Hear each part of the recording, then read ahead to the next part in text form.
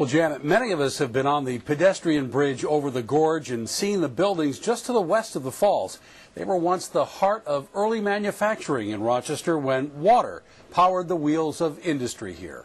This is just the overlook of the site. City engineer Jim McIntosh met us at what was once the city festival site, overlooking the Gorge and the old stone building in question. The upper-level plaza has been fenced off for safety reasons. The city ordered the lower offices of the building evacuated last November.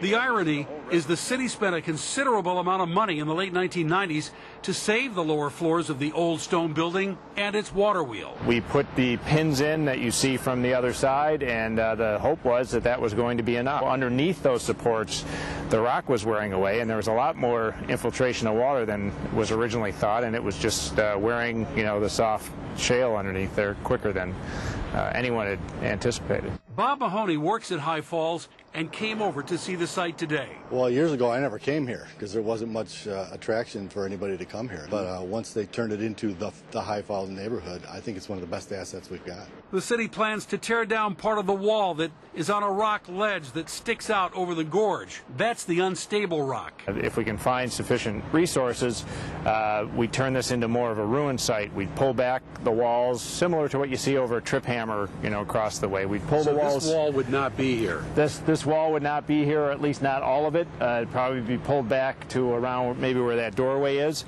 and then you'd kind of have a ruined site where some of the walls would be left. People could probably walk down there. It'd open up some of the views to the gorge and the falls. That would suit Mahoney just fine. I think they need to preserve whatever they can. I think it's important. It's High Falls. It's a big part of the city. But what won't be preserved is the iconic smokestack of the old BB electric power station, first built in 1925. The words High Falls are painted on the top.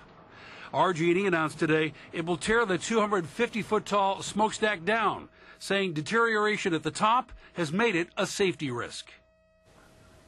What about that old BB station itself? That's a valuable piece of real estate in the gorge. It sure is, Janet. RG&E says it's in the early stages of developing a plan for decommissioning BB station. The big plant stopped producing electricity in 1999. RG&E says it's put money away in reserve for remediating the site of environmental concerns, but so far the City of Rochester has no plans to someday make that site open to the public, which is, of course, what we all want. Ray Lovato live in the newsroom. Thanks. Right.